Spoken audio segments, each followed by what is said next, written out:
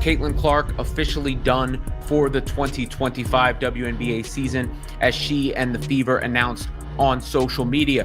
The Fever and Clark saying that she tried to get back on the floor. It appears that she just ran out of time, not able to get enough confidence back in her body as the season wraps up and the playoffs are likely about to begin for Indiana. Caitlin Clark is done for the season, and this isn't just bad news for her. It's a nightmare for the WNBA. For weeks, fans were fed vague, day-to-day updates, clinging to the hope of her comeback. Ticket sales soared on that promise. Now, refund requests are flooding in. How did the league's biggest star, the player single-handedly boosting ratings and filling arenas, end up sidelined with a pileup of injuries that feels less like bad luck and more like mismanagement? And the real question, why did the Fever and the WNBA keep selling us cautious optimism while Clark's body was clearly breaking down in front of everyone? Before we dive in, drop your support for Caitlin Clark in the comments below and tell us, do you think the Fever can survive and still make the playoffs without her? Let's get into it. For the remainder of the 2025 season, something we all think we knew was coming after what Stephanie White said earlier today. We couldn't be too sure until we see it for ourselves. And with this announcement from the GOAT's mouth herself, Caitlin Clark won't be returning this season, nor if the Indiana Fever make the playoffs. Her second season fell apart almost as soon as it began, turning into the injury nightmare nobody wanted to accept. Looking back now, the pattern is crystal clear. It started in May when quad tightness kept her out of a preseason matchup. Then, just 4 games into the regular season on May 24th, she strained that same left quad, forcing her to the sidelines for several more games. By late June, a left groin strain was added to the growing list of setbacks, but the breaking point came on July 15th. In the final minute of a game, a right groin injury officially ended her season, and just when fans thought the ordeal was over, August delivered another blow, a bone bruise in her left ankle during rehab. What was supposed to be Caitlin Clark's breakout sophomore campaign instead collapsed into a string of shutdowns, leaving her with only 13 appearances all year. A gut punch that basically encompasses an entire season of it. The Fever have lost so many players to injury, but obviously none bigger than Clark. And there was such a wait for this second season after her magnificent rookie season.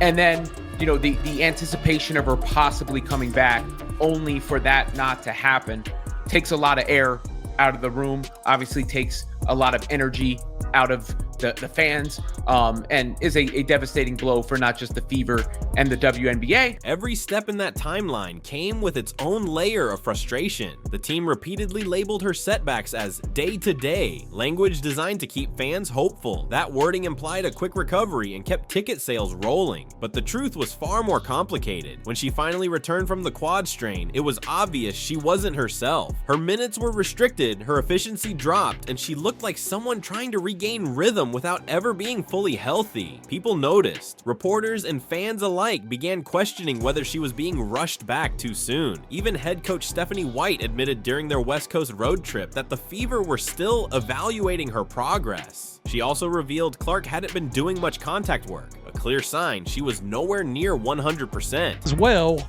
because Caitlin Clark fans, I want to say Fever fans, but at this point, so many of you, including myself, has lost faith in everybody involved in leadership and in management and coaching.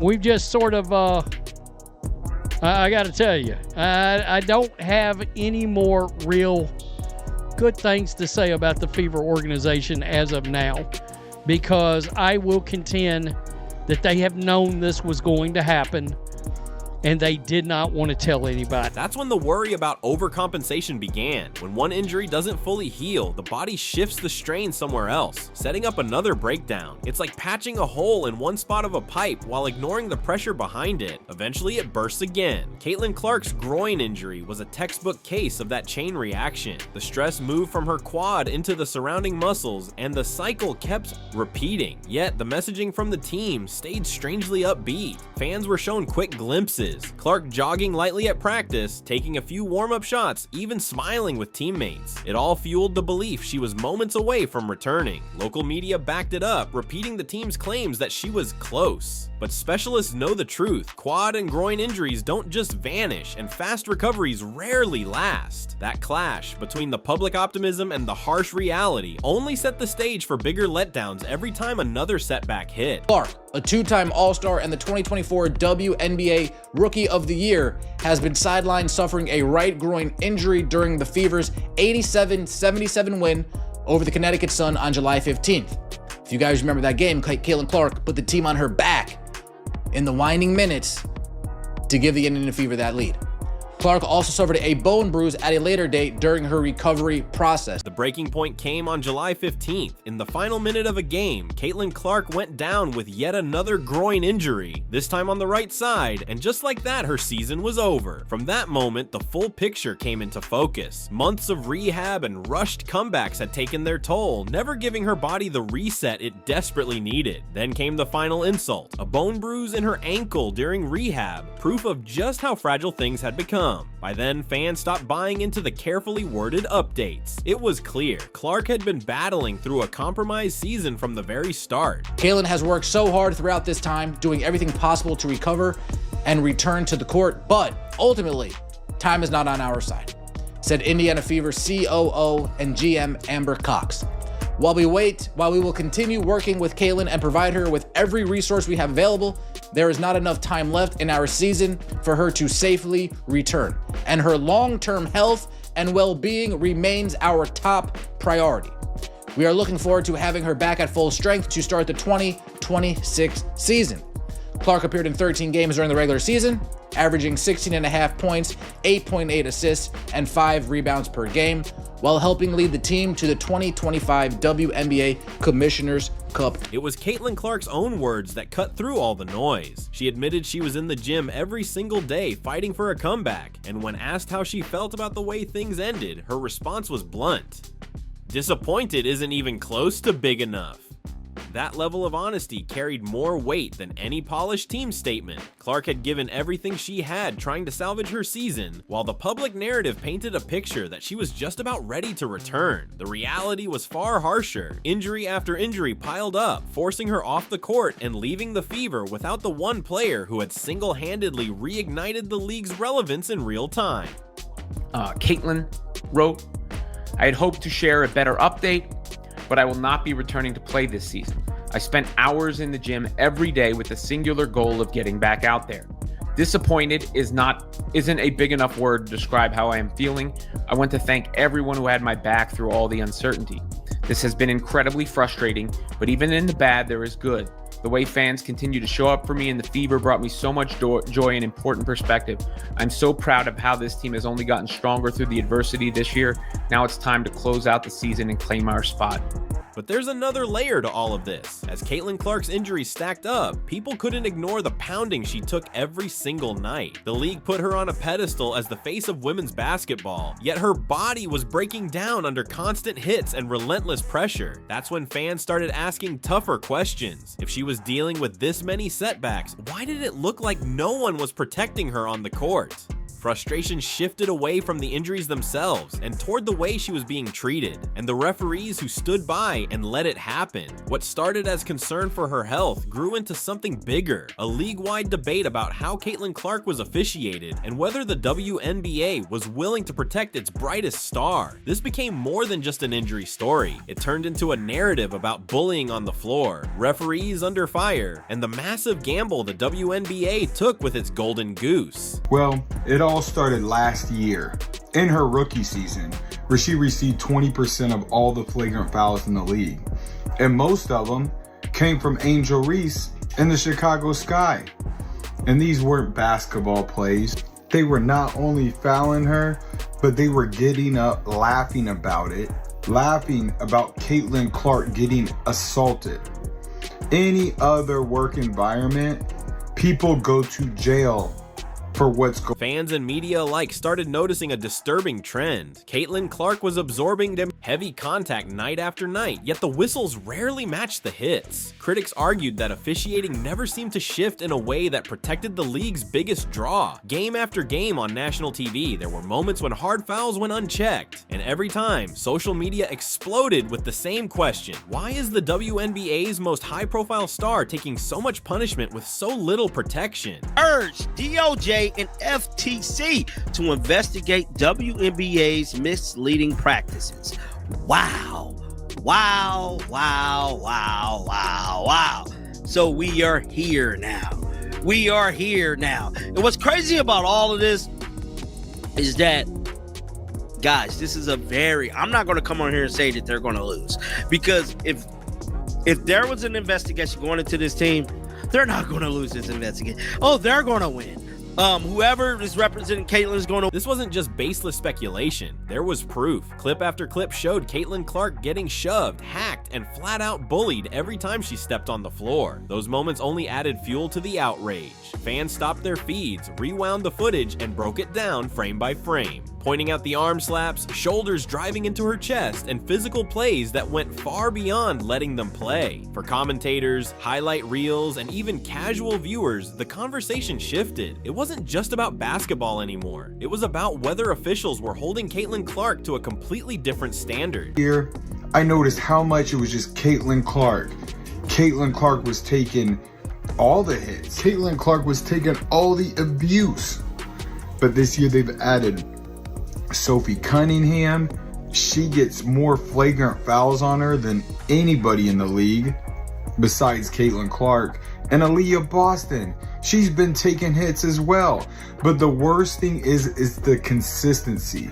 So they don't call flagrant fouls, or most of the time, Caitlyn Clark could be held for an entire game at a time. They don't call fouls. They don't call common fouls. This wasn't just about fairness. It carried real consequences. The constant, unchecked contact added strain to a body already battling quad and groin injuries. Layer on the punishment she absorbed in live games, and later the ankle bruise that came during rehab, and the stage was set for a season-ending breakdown. There's no hard evidence of an intentional cover-up, but the pattern is impossible to ignore. Vague updates from the team, mounting frustration from fans, and public outrage that only grew louder as the situation unraveled. They play against Breanna Stewart. She goes to the line 14 times.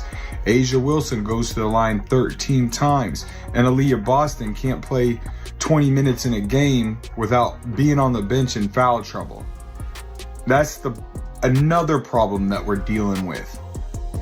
But like I said, this year, it's not just Caitlyn Clark. If you wear that Indiana Fever jersey, consider it done. The refs are not going to be fair, and they are going to cheat and do whatever it takes to do what the higher ups say. Critics quickly connected the story to business decisions. The Fever and the league kept listing Caitlyn Clark as day-to-day, even as weeks dragged into months. Meanwhile, sold-out road games went ahead. Arenas expanded to fit bigger crowds, and ticket prices climbed higher and higher. So when the announcement finally came that Clark was officially done for the season, frustration boiled over. Fans felt misled, like they'd been sold a promise that was never realistic to begin with. The perception took hold that money came first. Packed arenas, soaring ratings, and ticket revenue were prioritized above honest, transparent updates about her health.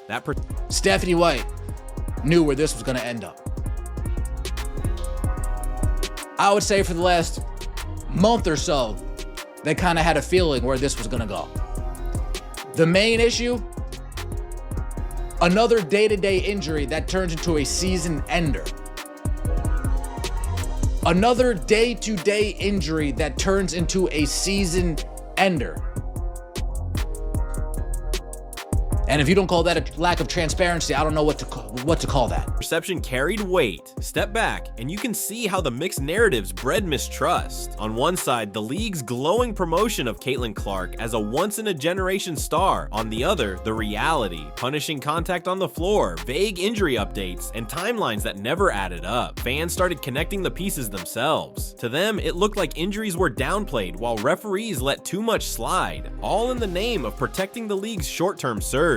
Intent may never be proven, but the damage to credibility is undeniable. And for the WNBA, credibility is everything. Clark's presence brought sellout crowds, record TV ratings, and buzz. that finally rivaled men's coverage. Losing her, not just to injury, but in the middle of a storm of criticism, was the one outcome the league could least afford. Now, national broadcasts feel quieter, playoff races lack spark, and the Fever's championship hopes disappeared the moment the announcement hit. They've easily said 2 months, 1 to 2 months. Be evaluated in the next 6 weeks. Instead, they played this day-to-day, game-time decision, probable, questionable nonsense for the last 8 weeks. And that is why fans are so pissed off for the most part. I'm not going to speak for everybody, but I know if they were upfront and didn't BS us, people wouldn't be that angry at the organization, at least not as angry as they are now. And now the question hangs heavy, with Caitlin Clark sidelined and the Golden Goose gamble backfiring. What's next for the team built entirely around her? All eyes turn to the Indiana Fever, who suddenly face the challenge of keeping their season alive without the player who turned them into a national sensation overnight. The pressure has never been greater. At 21-20, the Fever are clinging to the 8th and final playoff spot with only 3 games left on the schedule. The Los Angeles Sparks are just a game and a half back, meaning every possession from here on out could determine whether Indiana punches a ticket to the postseason or packs it in early. Without Caitlin Clark, the storyline has shifted. This is no longer about hype and headlines. It's about pure survival. The Fever's still likely to make it into the playoffs, and I do continue to credit their resilience and what they've put up with and what they're capable of, and they will go down swinging when they do eventually go down, because I just don't think they have the talent to stay up at this point. But I mean, Caitlin Clark said it, disappointed is not a big enough word. And I feel it's fair to say that, you know, for any right-minded person, that's the word on everybody's mind getting the news that CC season. That urgency has pushed the Fever to lean on their remaining leaders. Kelsey Mitchell has taken control of the offense, keeping Indiana alive with her scoring. As the veteran presence, she knows how to calm a half-court possession or manufacture points when everything else stalls. Inside, 2-time All-Star Aaliyah Boston has done the heavy lifting. She's the defensive anchor, cleaning the glass, protecting the rim, and forcing double teams that open the floor for her teammates. The role players have stepped into bigger spots as well. Lexi Hull has made her mark with perimeter defense and a physical edge that sets the tone. Sophie Cunningham brings toughness and outside shooting, giving the Fever stability when games descend into chaos. They may not dominate the box score every night, but head coach Stephanie White calls them stabilizers. Exactly what Indiana needs to stay in the playoff hunt with Caitlin Clark sidelined. Fortunate that we were robbed of Caitlin Clark's sophomore season. She came out with a triple-double against the Chicago Sky. Triple-double first game of the season.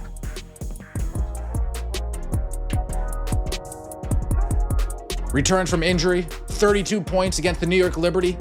The best 45 seconds in the WNBA this year. Pull-up 3, bang. Pull-up 3, bang. Pull-up 3, bang. 9 points in 40 seconds. The Fever have also relied on smart roster adjustments to keep things intact. Hardship contracts and veteran additions, like Odyssey Sims, Chloe Wnba, Ari McDonald, and Shea Petty, have been crucial whenever foul trouble or fatigue stretched the lineup too thin. These weren't splashy moves for star power, but practical signings that gave Stephanie White the flexibility to keep her team competitive when depth became a problem. Behind it all has been White's leadership. She's juggled lineups, reassigned roles, and kept her players locked into the belief that they can do more than just weather Caitlin Clark's absence. By stressing shared responsibility, she's stopped the season from falling apart. Instead of trying to replace Clark's impact, she's showcased the strengths of the roster as a whole. Mitchell's scoring punch, Boston's dominance in the paint, Hull's perimeter defense, and Cunningham's grit have kept Indiana in games where they could have easily folded. Add the reinforcements from hardship contracts, and the Fever have refused to back down. This isn't about copying what Clark brought, it's about carving out new ways to stay competitive and fighting to define their season on their own terms. Kathy Engelbert and the rest of the WNBA Players Association executive leadership who failed to hold officials and players accountable for the barbaric style of play the Fever and Caitlin Clark have had to endure this year.